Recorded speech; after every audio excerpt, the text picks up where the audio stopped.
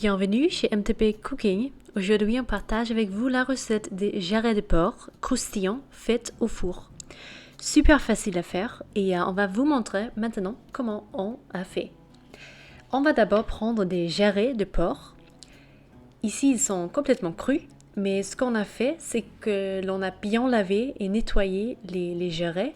Après, on les a essuyés en utilisant de l'essuie-tout. Et après, on a pu encisser la couenne de chaque jarret.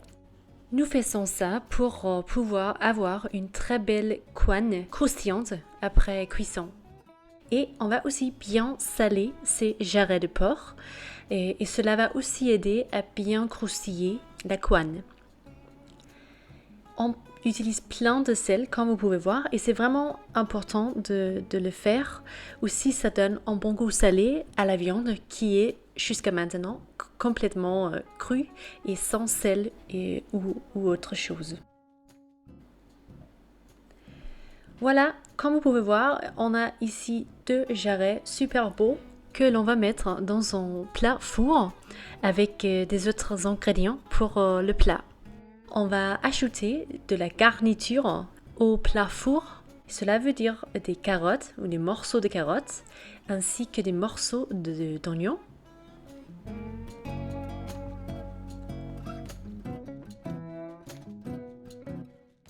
On ajoute aussi des gousses d'ail coupées juste très légèrement et on va ajouter de la bière. On prend une bière assez normale. Ici, c'est une bière Pils et comme vous pouvez voir, ça commence à bien mousser comme une bière le fait. Et cela va donner un super bon goût au plat final d'utiliser de la bière. C'est aussi un plat qu'on mange en Allemagne lorsqu'il y a la fête d'octobre. Et c'est pour ça sûrement que l'on va ajouter une bière. On ajoute aussi un peu de bouillon. Bouillon de légumes, ça va très bien. C'est juste pour pouvoir presque remplir le plat de cuisson. Et on va ajouter aussi quelques lauriers ainsi que du poivre. Du poivre fraîchement du moulin, ça donne aussi un super bon goût. Et oui, comme j'ai déjà dit, le laurier. On va enfourner les jarrets de porc à d'abord 150 degrés Celsius pendant 2h45 minutes. Après, on a élevé la température à 250 degrés Celsius avec le grill. Et d'utiliser le grill est indispensable parce que cela va permettre à la couenne de bien gonfler et de devenir bien croustillante.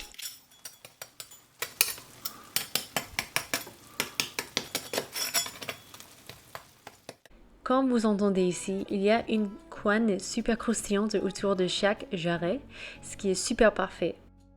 On va maintenant prendre cette sauce et on va faire quelque chose de beau avec celle-ci. On va commencer par la filtrer pour enlever les morceaux de légumes, toute la garniture. Cela a déjà donné un super bon goût à la sauce, mais il ne faut pas nécessairement que ça reste dans le plat. Ici, on a une sauce et comme vous pouvez voir, il y a plein de gras dans la surface de la sauce. On va juste un peu enlever ce gras parce que pour nous, ça vaut pas vraiment la peine de le manger, c'est super gras et on veut quand même avoir une sauce un peu plus raffinée. Après, on a ajouté un mélange de farine et de l'eau. Cela va juste épaissir la sauce et ça c'est un peu essentiel et nécessaire. On va ajouter du poivre fraîchement du moulin, un petit peu de colorant, ici on l'utilise au Danemark pour les sauces, pour les rendre beaucoup plus brunes. Si vous ne trouvez pas ce colorant, c'est pas grave. Et on va porter la sauce à ébullition pour enlever le goût de la farine que l'on vient d'ajouter, mais aussi juste pour le tout réchauffer. On ajoute un petit peu de vinaigre de vin blanc pour un touch un petit peu aigre et après on peut servir ce plat. On va servir un jarret de porc pour chaque personne autour de la table. C'est peut-être un peu trop, mais c'est à vous de choisir. On va servir avec des pickles ou des cornichons, comme on le fait en Allemagne, et avec aussi des pommes de terre cuites à l'eau entière. Et on a ajouté aussi la sauce au plat, sûrement, parce que cela va bien finir le tout.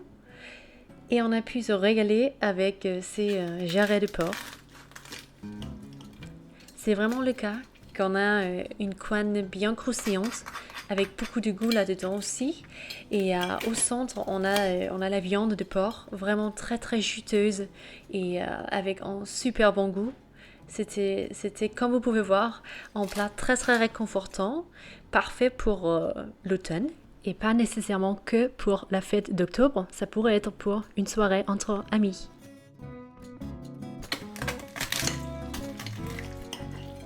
Voilà, c'était tout pour nous. On va juste vous montrer quelques images du plat pour vraiment vous donner une idée de ce que c'était comme plat.